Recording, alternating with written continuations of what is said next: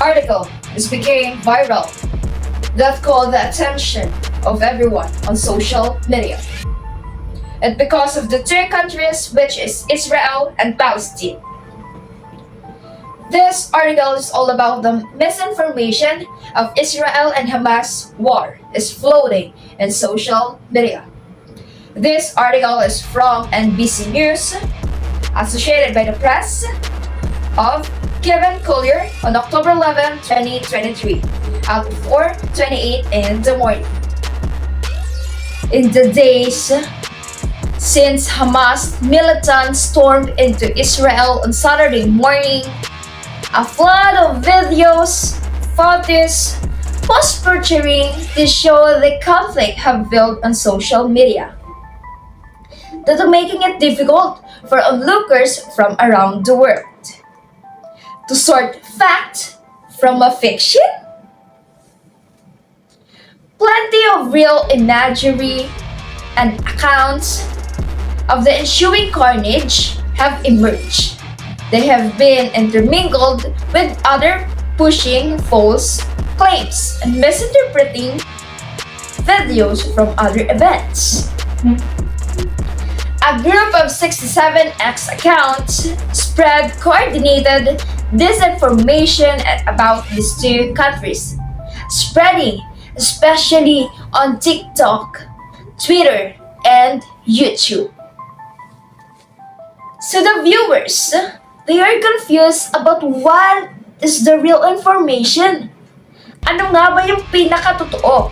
Ano ba yung legit at hindi? About sa nangyayari sa Israel and Hamas.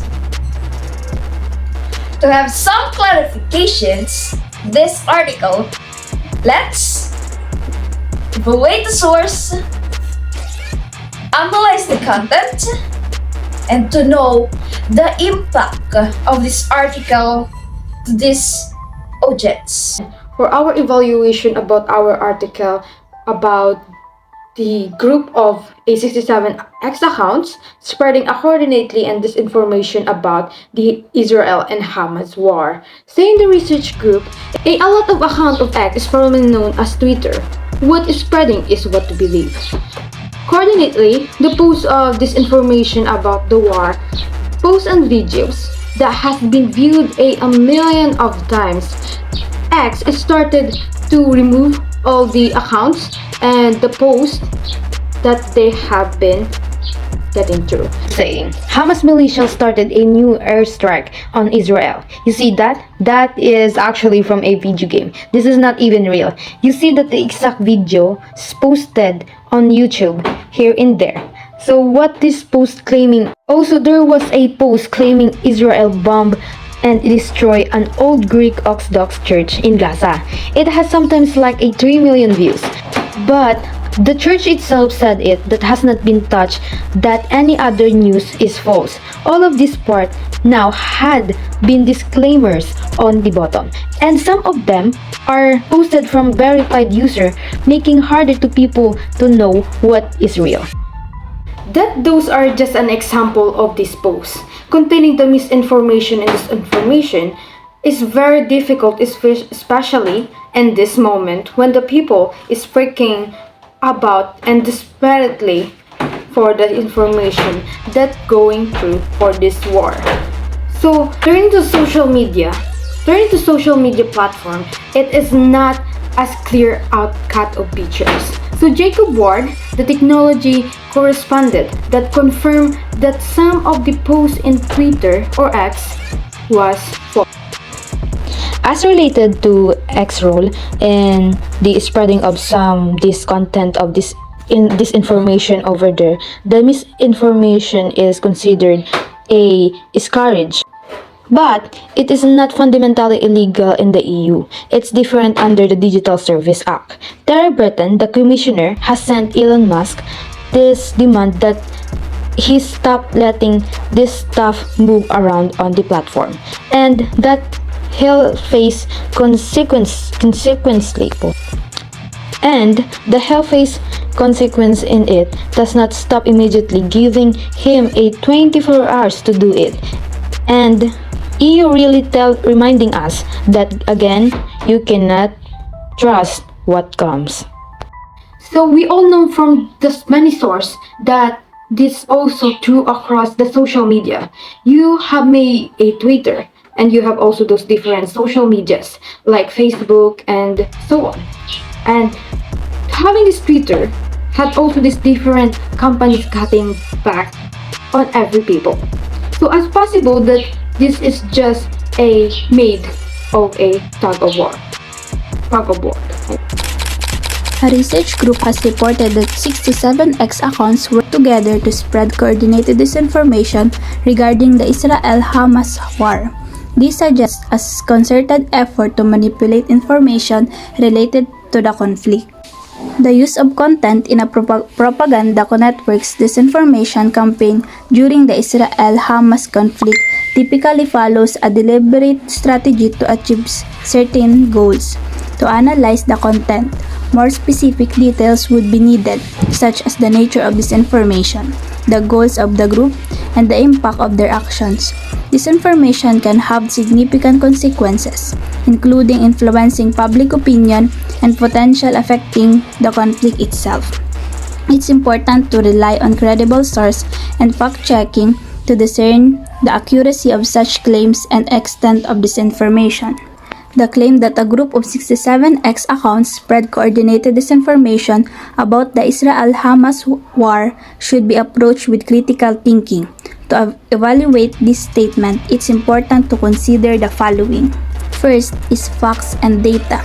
Look for concrete evidence or data supporting this claim. Is there documented proof of these 67 accounts spreading information? Has their content been analyzed for accuracy and bias? Second is source. Assess the credibility of the research group making this claim. Are they reputable and unbiased? Do they provide clear sources and methodology for the research? Third is potential biases. Consider the potential biases of a research group. Are they affiliated with any particular political, social, or ideological stances that could influence their findings? Is omissions. Be aware of any information that might be missing. Are they alternative perspectives or sources that provide a different view of the situation?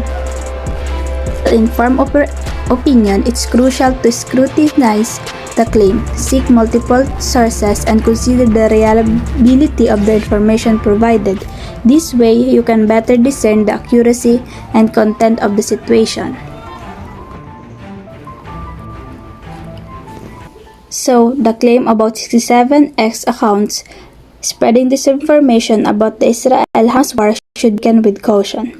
To make an informed judgment, we needed solid evidence, reliable sources, and awareness of potential biases or missing information.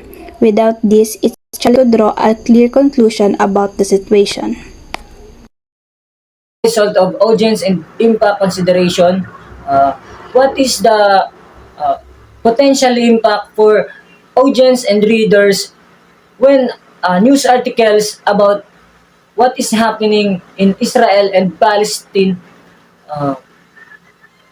are seen or read in different types of media such as YouTube, Facebook, news television, or radio broadcasting. This will greatly affect people not only in their area but also in other countries. And one of them is Philippines because there are many Filipinos who are affected by the trouble that is happening in the two countries. It can influence people's opinions based on what they see or read. Besides that, because of what they see or read is the only thing that they believe. So they won't look for another more accurate or legit informations because they only focus on their own beliefs. And that's why people can give an opinions or comments randomly. That the reading and watching a news is help us to better develop our thoughts on what's happening in our environment, community, or countries, or in the other part of the world. But some of people gets wrong information or not true, or it's just fake news only. And so that's all. In conclusion, the claim about 67 X accounts spreading disinformation about the Israel and Hamas war should be taken with caution. To make an informed judgment, we need solid evidence, reliable sources, and awareness of potential biases of missing information.